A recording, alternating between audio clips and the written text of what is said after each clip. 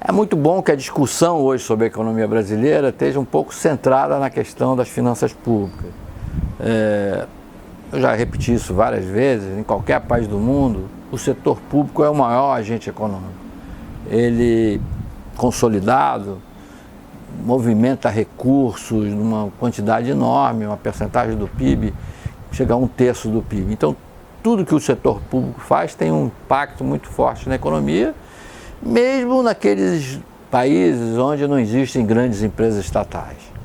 Só gastos com saúde, educação, segurança. No caso do Brasil, por exemplo, vendo uma estatística recente, 60% dos funcionários públicos, ou funcionários estatutários, ou aqueles que têm carteira assinada como CLT ou prestador de serviço, somar tudo isso, só no setor de saúde e de educação, eles correspondem a 60% do total de pessoas que trabalham diretamente para o setor público. Isso por causa dos estados e municípios que tem muita gente trabalhando nessas duas áreas. Mas vamos considerar também o governo federal, pegando justiça, pegando legislativo. Se a gente colocar também essa parte de segurança, a gente vai ter 85% a 90% dos funcionários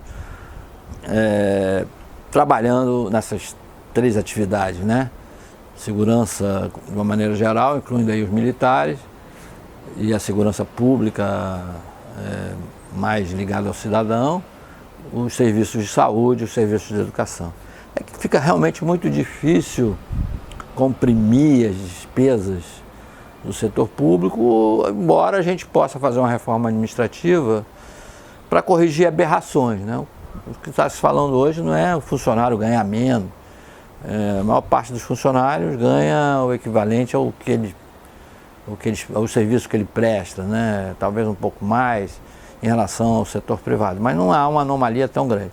Mas existem aberrações, essas aberrações estão assim nos mais altos salários, pessoas que acumulam benefícios, enfim, e meio que escanteiam, passam ao lado ali da lei, e essas aberrações podem ser corrigidas por uma reforma administrativa, e parece que há um ambiente no Congresso, para que essa reforma aconteça no nível federal.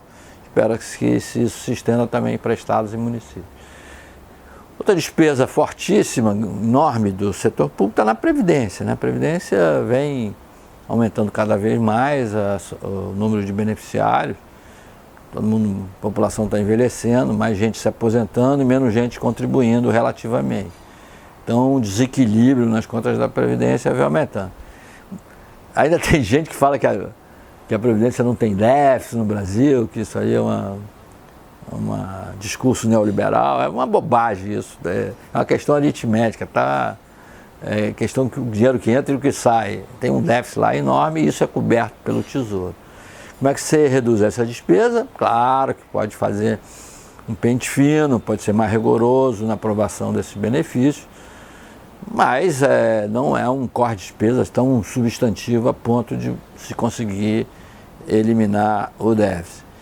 E o restante das despesas do setor público quase sempre são despesas de manutenção, para a máquina funcionar, o pessoal que arrecada impostos, que fiscaliza algumas coisas, enfim, são atividades que não pesam tanto na folha de pagamentos e na manutenção do aparelho de Estado.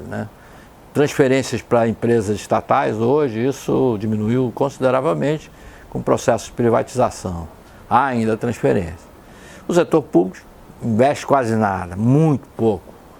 Ele vive realmente para se manter, para pagar essas despesas que eu levantei aqui. Mas se nós não travarmos essa discussão, esse controle se perde. Eu outro dia vi a declaração do presidente do Banco Central, Roberto Campos Neto, de que mesmo que o setor público, o governo federal não consiga cumprir a meta que ele estabeleceu no orçamento, é importante que essa meta exista, é importante a gente tentar perseguir. É mais importante até você fazer o esforço para chegar lá do que o resultado final, que isso mostra que o país está voltado para o problema e vai buscando soluções. De repente, com o crescimento econômico, a gente consegue ter uma arrecadação maior e chegar ao resultado obtido. O resumo da ópera é que a gente tem um ambiente que está favorecendo a redução da taxa de juros, não vamos ter um corte de mais de que 1 ponto percentual ao final desse ano, mas já se fala que no ano que vem, 2024, a gente pode chegar a uma taxa de juros de 1 dígito, quer dizer, abaixo de 10%. A gente fecharia esse ano com 11,25%, então significa que o ano que vem a gente cairia 1,5 ponto na taxa básica de juros e no longo prazo chegar a 8, quem sabe, 7,5% de taxa básica de juros, né? Esse é um sonho por enquanto. Eu acho que se a gente já voltar para 1 dígito no final do ano que vem, já vai ser um acontecimento. A taxa de juros hoje ela é responsável por grande parte do déficit nominal, né? Mas a gente ainda tem um déficit primário também. As despesas primárias, aquelas que são as básicas do setor público, elas superam a arrecadação. Então toda a conta de juros hoje é paga com emissão de títulos públicos federais. A gente só está aumentando a dívida, que é uma bola de neve, é um sacrifício que a gente está transferindo para outras gerações. Isso não é justo, né?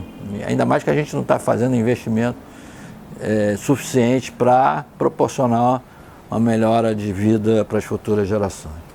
Mas eu acho que as discussões hoje sobre a economia brasileira são positivas, elas estão no caminho certo, no sentido da gente abordar os problemas. O Congresso, por exemplo, ele se sente um pouco acuado se ele for criar despesas desnecessárias, né? ou que não possam ser cobertas por uma arrecadação. A reforma tributária vem nessa discussão também, o arcabouço fiscal está nessa discussão. Então eu vejo esse momento assim, conjuntural, positivo para a economia, e a gente vai crescer mais de 3% esse ano, e quem sabe no ano que vem mais de 2% também.